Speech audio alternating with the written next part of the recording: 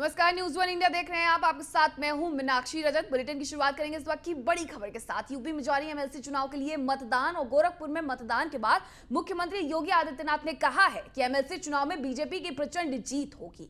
9 सीटों पर बीजेपी उम्मीदवार निर्विरोध चुने गए हैं। उन्होंने कहा कि बीजेपी फिर से परचम लहराएगी। सीएम योगी ने बीजेपी का प्रचंड बहुमत से जीतना तय बता दिया है। सरकार और बेहतर तरीके से काम करेगी। तो एमएलसी के 27 सीटों पर चुनाव लगातार जारी है। वहीं मुख्यमंत्री योगी आदित्यनाथ ने कह दिया है कि हम ही जीत दर्ज करेंगे। बड़ी खबर, एमएलसी चुनाव में जीत दर्ज करेंगे, मुख्यमंत्री योगी आदित्यनाथ ने ये कहा है। आपको बता दें कि आज मतदान हो रहे हैं। सुबह 8 बजे से लेकर के शाम 4 बजे तक ये मतदान होने वाले हैं। 739 प्रत्याशी मैदान में हैं।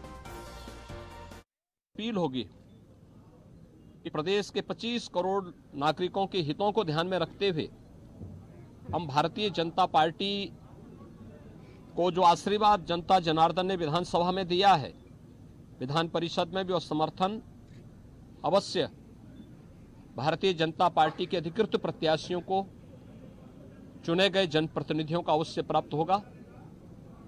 मैं एक बार फिर से पूरे प्रदेशवासियों को वासंतिक नवरात्रि, महाअष्टमी की स्थिति, महानवमी और मर्यादा पुरुषोत्तम भगवान श्री राम के पावन जन्म दिवस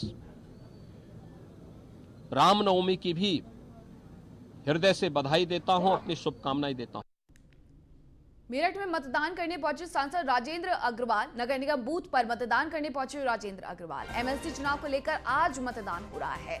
सुरक्षा के पुख्ता इंतजाम किए गए हैं। तो मेरठ में मतदान करने पहुंचे हैं सांसद राजेंद्र अग्रवाल। नगर निगम बूथ पर मतदान उन्होंने किया है।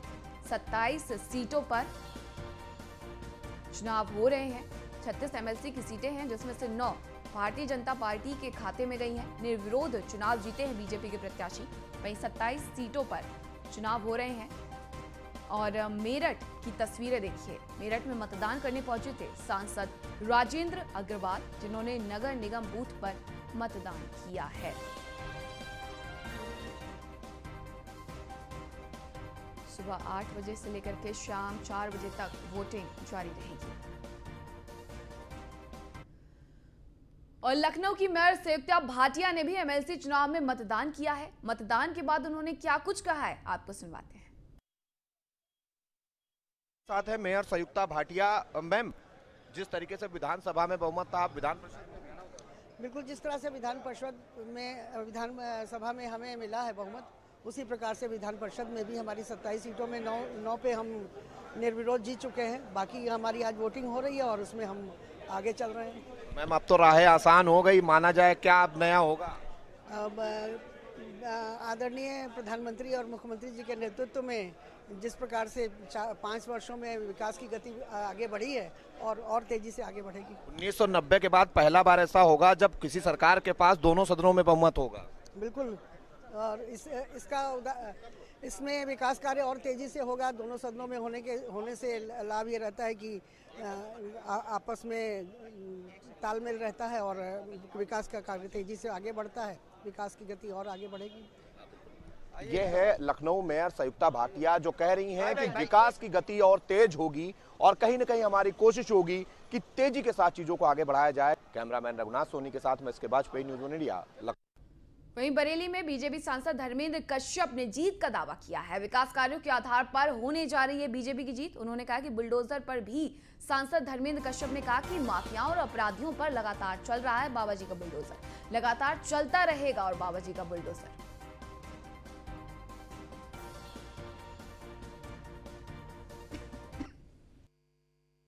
सांसद धर्मेंद्र कश्यप जी, वोट डाला है उन्होंने, एमएलसी का चुनाव है, जानते हैं किस तरीके से बीजेपी बहुमत में आ रही है या जीतने जा रही है, क्या कहेंगे?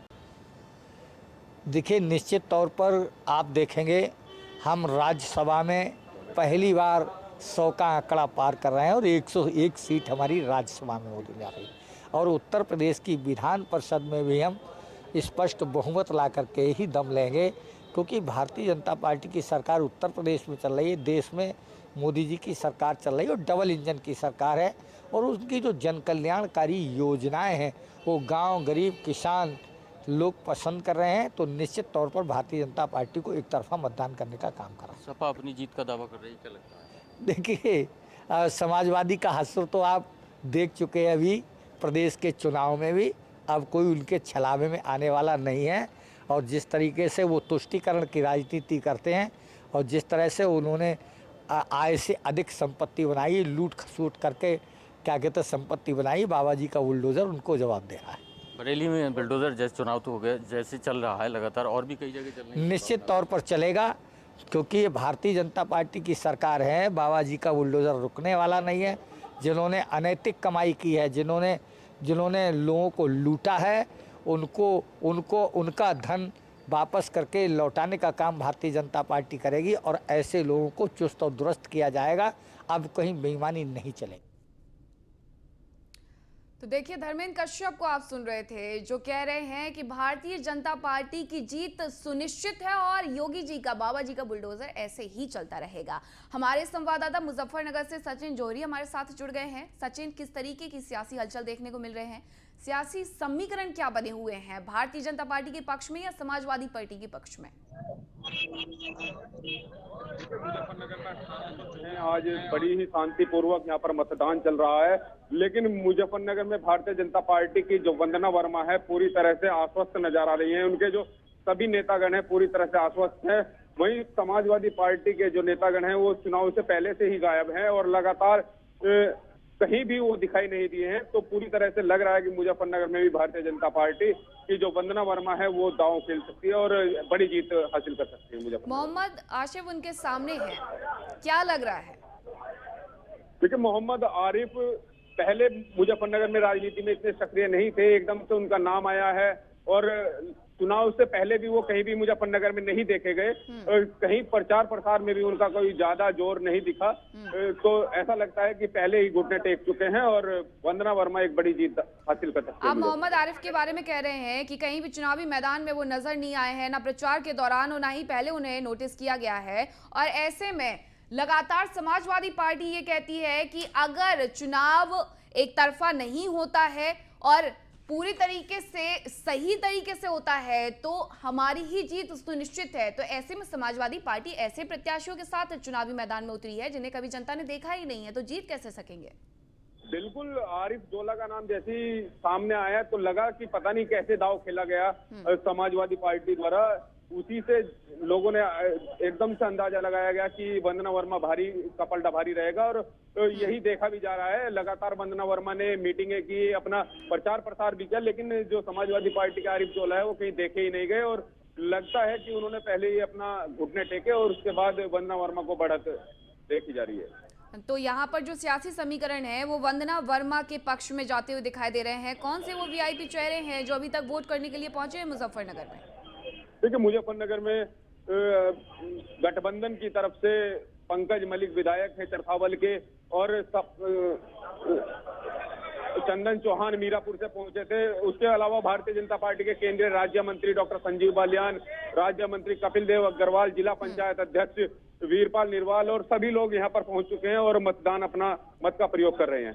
जी, मनु भी हमारे साथ जुड़ गए हैं प्रतापगढ़ से। मनु, किस तरीके के सियासी समीकरण देखने को मिल रहे हैं? दोपहर 12 का वक्त हो रहा है और ऐसे में वोटिंग परसेंटेज क्या है प्रतापगढ़ में? हालांकि मैं आपको बता दें, प्रतापगढ़ में जो एमएलसी चुनाव बहुत शांतिपूर्ण चल रहा है। जहाँ वोटिंग की बात की जाए तो वहीं लगभग 15% वोट कर चुका है। तो जहाँ तथा विधानसभा की बात की जाए सबसे ज्यादा परसेंट वोट पड़े, जहाँ 50% कर चुका है।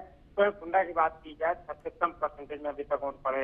हालांकि जिस तरह से प्रतापगढ़ में एमएलसी चुनाव सरगर्मी काफी तेज थी, जहाँ वो सरगर्मी आज शाम 4 बजे तक के बाद खत्म हो जाएगी। तो 13 तारीख को तो जो है वो एमएलसी प्रत्याशी जो है एक की विजयी होगी, तो देखा जाएगा किसकी विजयी होते हैं। बात की जाए जहाँ सपा और भाजपा प्रत्याशी प्रताप सिंह है, तो जनसत्ता दल के प्रत्याशी अच्छे प्रताप सिंह गोपाल है जो कि पहली बार जनसत्ता दल पार्टी ने अपना तो मनु राजा भैया की पार्टी जनसत्ता दल लोकतांत्रिक यहाँ पर कड़ी टक्कर दे रही है।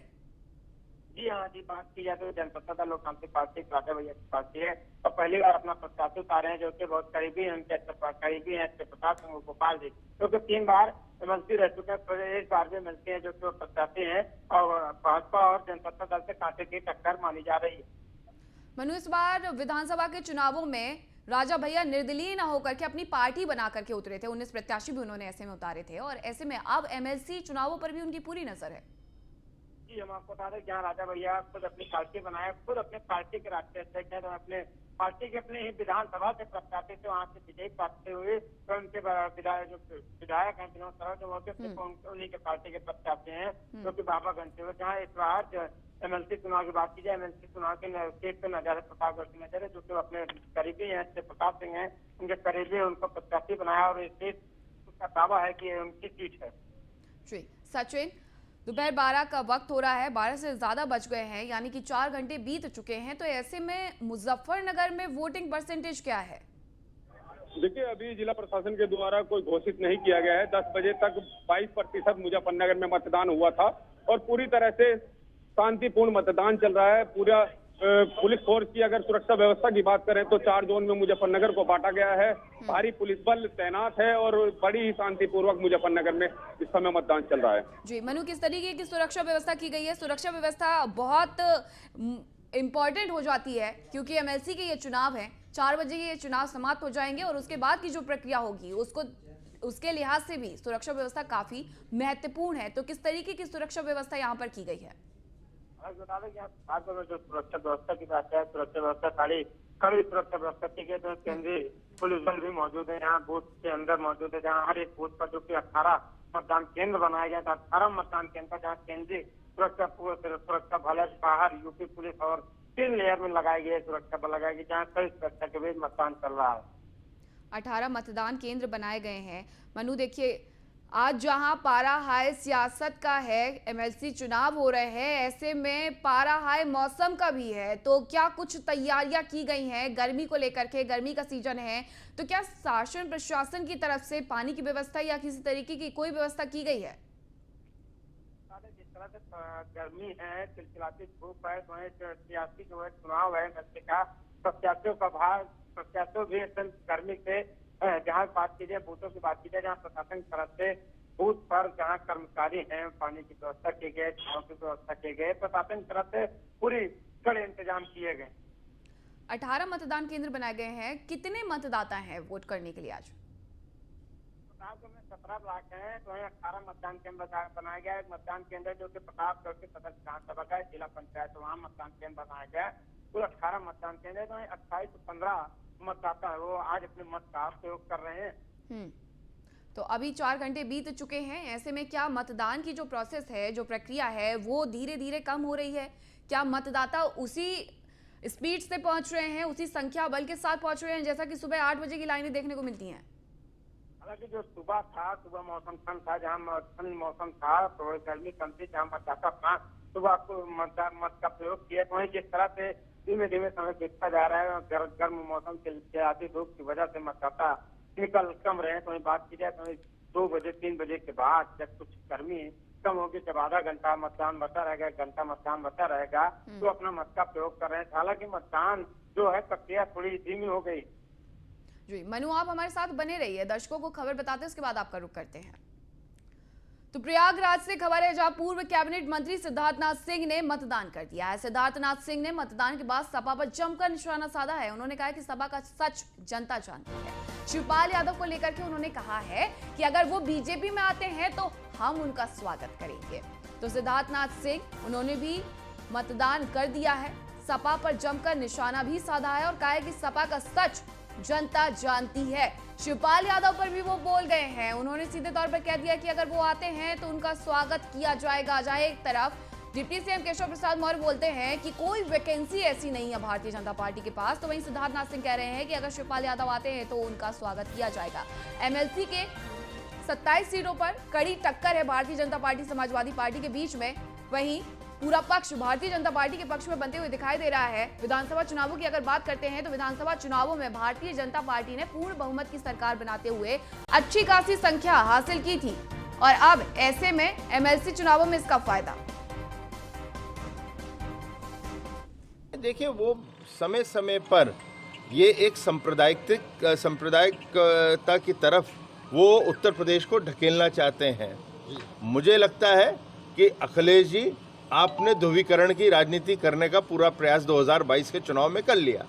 अब समय है कि अपने लोगों को रोक तो लो, या ये अब आपके सिद्धांत परमानेंट बन गए हैं, चुनावी सिद्धांत नहीं है ध्रुवीकरण के, सांप्रदायिकता के, ये परमानेंट आपके बन गए हैं, तो उसको फिर आप स्वीकार करिए जिस प्रकार से ओवैसी जी करते हैं। देखिए वो